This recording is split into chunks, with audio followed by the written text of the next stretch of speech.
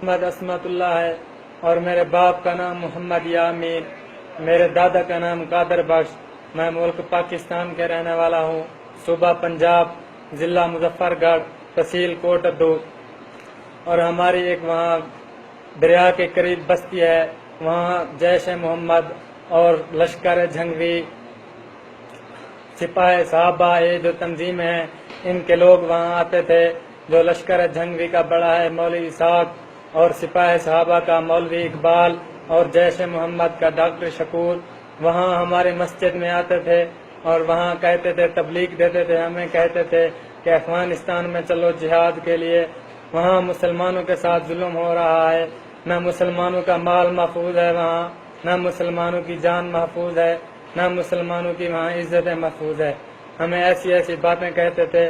اور 3 سال کے بعد 3 سال ادھر آتے تھے، وہ 3 سال کے بعد جب انہوں نے مجھے وہاں سے بھیجا، پھر میں نے کہا میں جاتا ہوں افغانستان میں مسلمانوں کی مدد کے لیے، جہاد کرنے کے لیے۔ جب مولوی اقبال نے مجھے بھیجا، وہاں سے موٹر سائیکل پر بٹھایا اور ہمارے قریب ایک شہر آتا ہے چوک اعظم، پھر اس نے مجھے وہاں سے بس پر بٹھایا، ٹل کی طرف روانہ کیا۔ ساری رات بس پر سفر کیا، دن کو تقریباً 10-11 بجے ٹل وہاں اڈے پر پہنچ گئے۔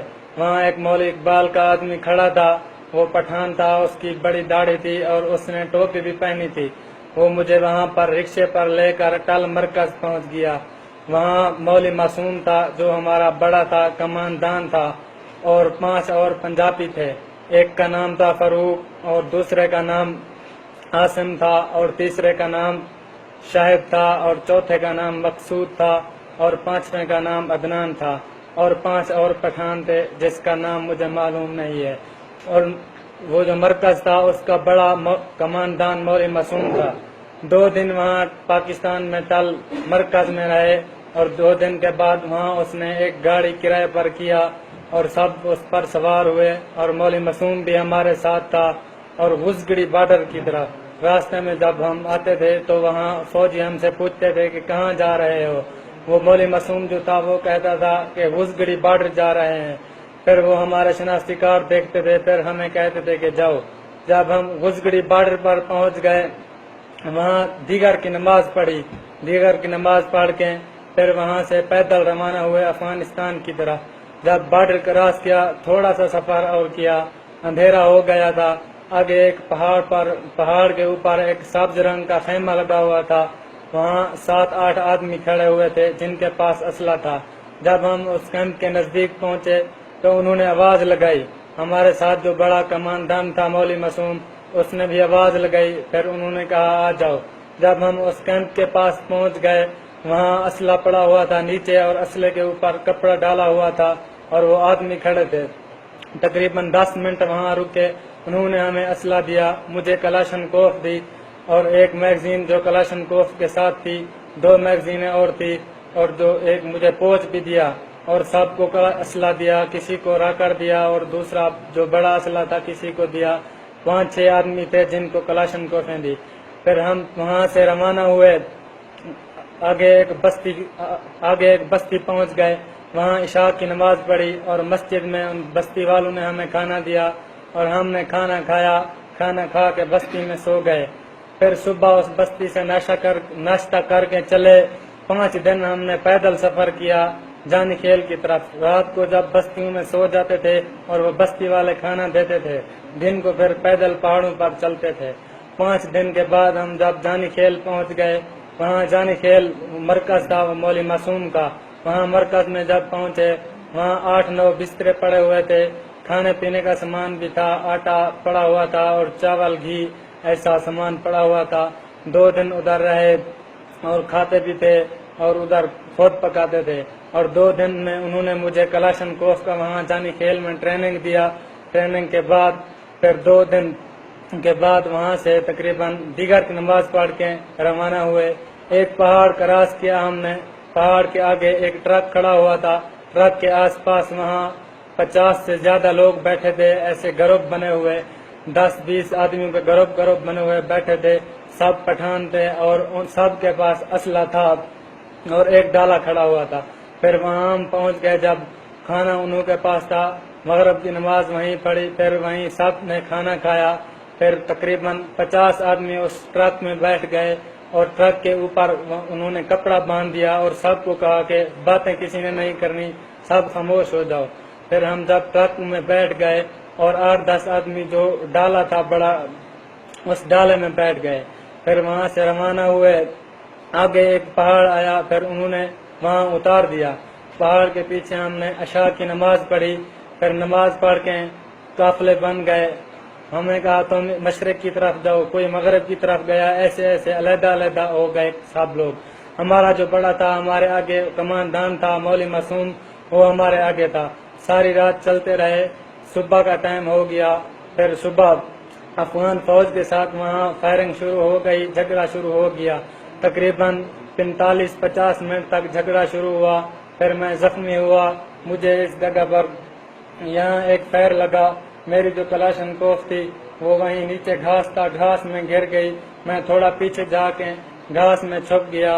تھوڑی دیر بعد مجھے افغان فوج نے آ کے گرفتار کر لیا اور میرے منہ پر کپڑا ڈالا انہوں نے. جب مجھے وہ اپنی جگہ پر لے گئے, مجھ سے پوچھا کہاں سے آئے ہو.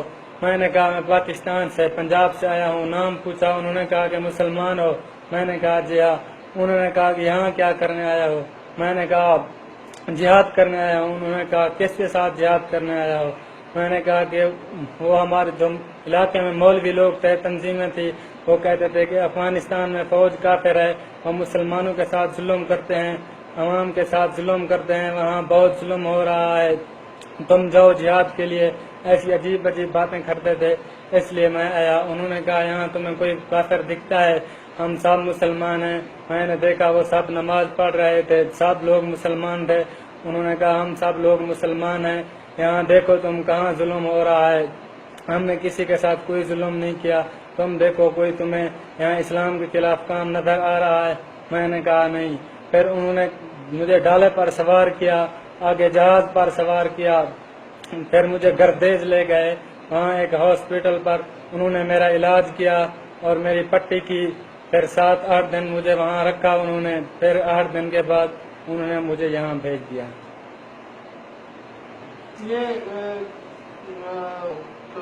یہ بات کرنا سچ ہے.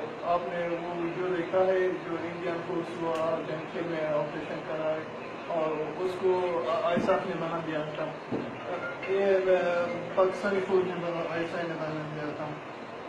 نہیں, انہوں نے ہمیں ویڈیو کوئی نہیں دکھایا اور ہمیں کہتے تھے کہ یہ لوگ کافر ہیں, ان کے ساتھ جہاد کرو, یہ مسلمانوں کے ساتھ ظلم کرتے ہیں. ہمیں انہوں نے کسی چیز کا کوئی ویڈیو نہیں دکھایا اور یہ بات ہی نہیں کہی کہ یہ افغانستان کی فوج ہے, یہ سب لوگ مسلمان ہیں.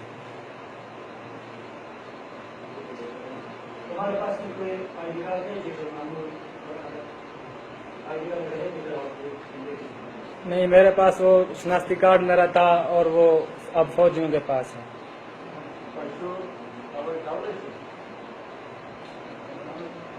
مولوی کی سوا آپ نے کسی اور کو دیکھا تھا وہاں پہ جو آئی سائڈ کی لوگ تھے یا نہیں, وہ جب ہم ٹال ادھر مرکز میں 2 دن رہے تو ادھر وہ جو مولوی 2 کمرے تھے, ایک کمرے میں ہم رہتے تھے اور دوسرا جو کمرہ تھا وہاں مولوی معصوم تھا. اور اس کمرے میں لوگ آتے تھے, وہ ان کی سب کی داڑھیاں تھی, وہ سب مولوی تھے اور ان سے ملنے آتے تھے. وہ علیحدہ کمرے میں ملتے تھے, علیحدہ باتیں کرتے تھے. ہمیں یہ پتہ نہیں ہے یہ وہ لوگ کون تھے اور کیسی کیسی باتیں کرتے تھے, ہمیں اس بات کا پتہ نہیں ہے اور ہم ان کو جانتے بھی نہیں تھے. جس گروپ میں آپ کی یہ جھگڑا روانہ ہے نا, تو اس میں اور پاکستانی لوگ بھی تھے. اور جب میں ٹال مرکز پہنچا وہاں میں ان کو جانتا نہیں تھا, ان کے نام جانتا ہوں, ان کا پتہ نہیں جانتا. وہاں 5 پہلے اور پنجابی تھے اور 5-6 وہ پٹھان تھے, سب لوگ پاکستان کے.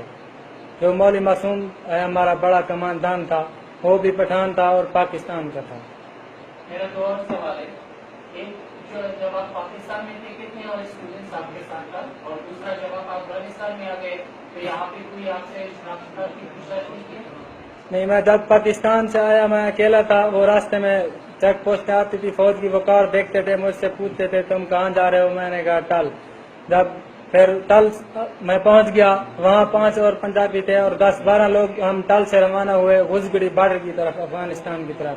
وہ جب راستے میں فوج پوچھتی تھی ہم سے کہاں جا رہے ہو, ہمارا جو بڑا تھا مولوی معصوم وہ آگے ڈرائیور کے ساتھ گاڑی کے آگے والی سیٹ پر بیٹھا ہوا تھا. وہ کہتا تھا کہ ہم غزگڑی بارڈر پر جا رہے ہیں. پھر وہ ہم سب کے کارڈ دیکھتے تھے فوجی, پھر وہ ہمیں کہتے تھے کہ جاؤ.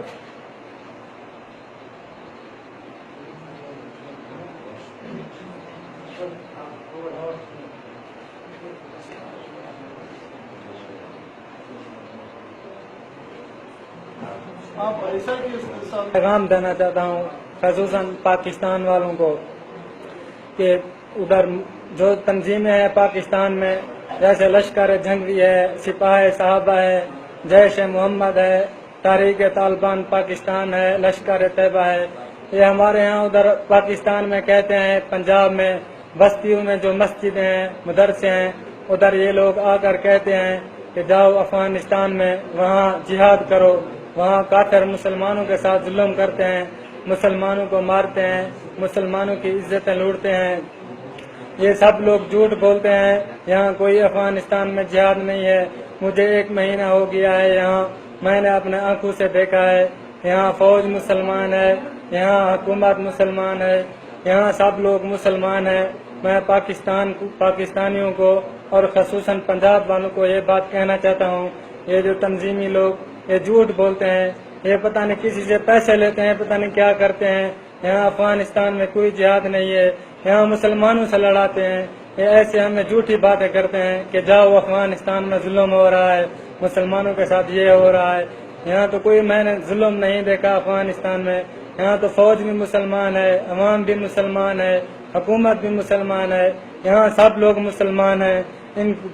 مسلمان کا بھائی ہے, ہم لوگ بھی مسلمان ہیں اور افغانستان والا بھی مسلمان ہے, فوج بھی مسلمان ہے. کیا کوئی اپنے بھائی سے جہاد کرتا ہے؟ یہ لوگ ہمیں جھوٹ بولتے ہیں, ہمیں دھوکے دیتے ہیں. یہ زیادہ تر لوگ مسلمان جو نماز پڑھتے ہوں, مدرسے والے ہوں, ان کو یہ زیادہ تر لوگ باتیں کرتے ہیں, اور جو لوگ ان پڑھ ہوں. میں اپنے گھر مزدوری کرتا تھا اور میرا جو بڑا بھائی ہے وہ بیمار ہے گھر میں, میری ایک بوڑھی ماں ہے اور میرا بوڑھا باپ ہے. میرے گھر 2 بہنیں ہیں اور ایک کام کرنے والا میں تھا. مجھے یہ لوگ کہتے تھے کہ جو بڑے لوگ ہوتے ہیں, چودھری پیسے والے لوگ, وہ تو عیاش ہوتے ہیں, وہ کیا مسلمانوں کی مدد کریں گے, وہ کیا جہاد کریں گے. یہ جہاد تو تم غریبوں کو کرنا ہے. پھر میں نے 1000 اپنے گھر سے چوری اٹھایا اور 2000 میں اپنے ماموں سے میں نے ادھارا لیا. میں نے اس کو کہا کہ میں مزدوری پر جا رہا ہوں, پھر میں جب واپس آؤں گا تو تمہیں دے دوں گا. یہ لوگ کہتے تھے کہ جیسے تم پر نماز فرض ہے ایسے تم پر مسلمانوں کی مدد کے لیے جہاد کرنا فرض ہے. ہمیں تو پتہ نہیں تھا کہ یہاں افغانستان میں مسلمان ہیں. میں تمام لوگوں کو کہنا چاہتا ہوں, پاکستانیوں کو, یہاں سب مسلمان ہیں. میں نے اپنے آنکھوں سے دیکھ لیا ہے, ان کی باتوں میں نہ آؤ. یہ لوگ دھوکہ دیتے ہیں, یہ پتہ نہیں کس لیے یہ کام کر رہے ہیں. یہ لوگ خود ان کے خلاف بھی جہاد ہے. یہاں مسلمانوں کے ساتھ کون سا جہاد ہے؟ یہ لوگ ہمیں دھوکہ دیتے ہیں, یہ ہمیں مروانا چاہتے ہیں, یہ مسلمانوں کے ہاتھوں مروانا چاہتے ہیں. ہم مریں گے, ہم بھی مسلمان, ہمیں اللہ تو معاف نہیں کرے گا کیونکہ مسلمانوں سے لڑنے آئے تھے. یہاں کوئی ظلم نہیں ہے. میں تمام پاکستانی کو کہنا چاہتا ہوں, میری بات سنیں, یہ ان کی باتوں میں نہیں آنا. یہ عجیب باتیں کرتے ہیں, یہ لوگ جھوٹی باتیں کرتے ہیں اور یہ ہم سادے لوگوں کو یہ دھوکے دیتے ہیں. وہاں پہ یہ جو آپ لوگوں کی کیمپ تھا, یہ حکومت کی نگرانی پہ تھا کہ نہیں؟ ہوٹل جو ہمارا مرکز تھا وہ شہر کے اندر تھا, محلہ تھا, نیچے کسی کا گھر تھا اور اوپر 2 کمرے تھے, وہ انہوں نے کسی سے کرائے سے لیا ہوا تھا. تو پاکستان فوج آپ کے ساتھ تھا کہ نہیں؟ نہیں, پاکستان فوج ہمارے ساتھ میں نہیں تھا. وہ راستے میں ہمیں روکتے تھے اور ہمارے کارڈ دیکھتے تھے.